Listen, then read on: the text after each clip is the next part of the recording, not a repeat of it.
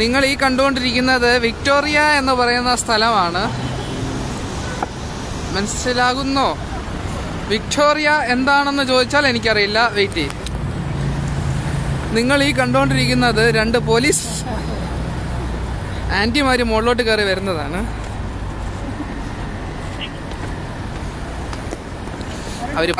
ഈ കാണുന്നതാണ് കാറുകൾ. ഇതേപോലത്തെ ഒരുപാട് കാറുകൾ ഇവിടെ ഉണ്ട്. ഇതെല്ലാം ടാക്സിയാണ്. നമ്മൾ ഈ പബ് എന്ന് കേട്ടിട്ടില്ലേ? ആ കാണുന്നതാണ് ഈ സാധനം.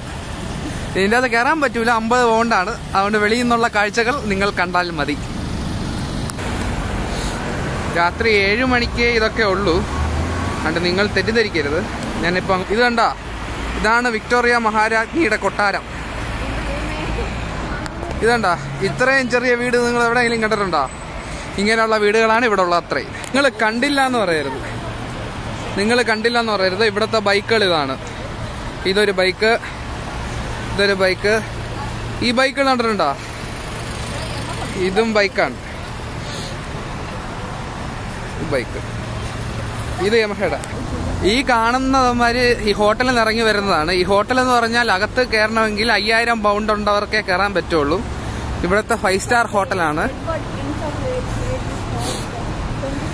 ആണ് നൈജീരിയ എംബസി എന്ന് പറയുന്നത്.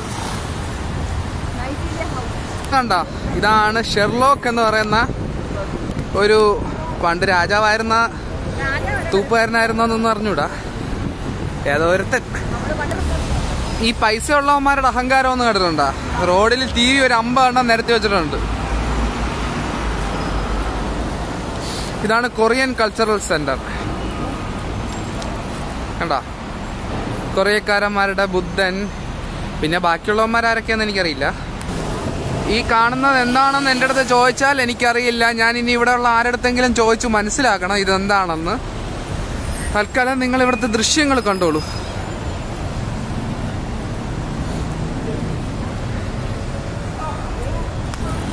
ഇനി ഫോറിനേഴ്സിനെ കണ്ടില്ല എന്നുള്ള വിഷമം നിങ്ങൾക്ക് വേണ്ട.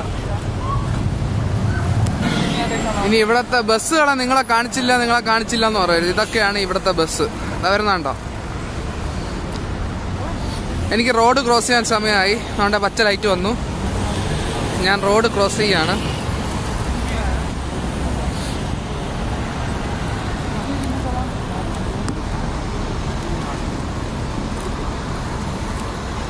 ഇതാണ് ചിങ്കോ. ഇതും ചിങ്കോ. നോ മാൻ.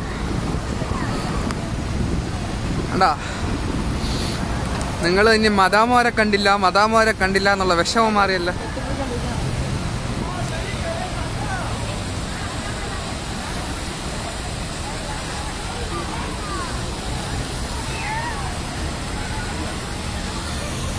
കണ്ടാ, ഇതാണ് ഇവിടുത്തെ ജീവിതം. ഫോട്ടോ എടു. നീ നില്ലടി ഇവിടെ. ഓക്കെ, അഹങ്കാരം കണ്ട.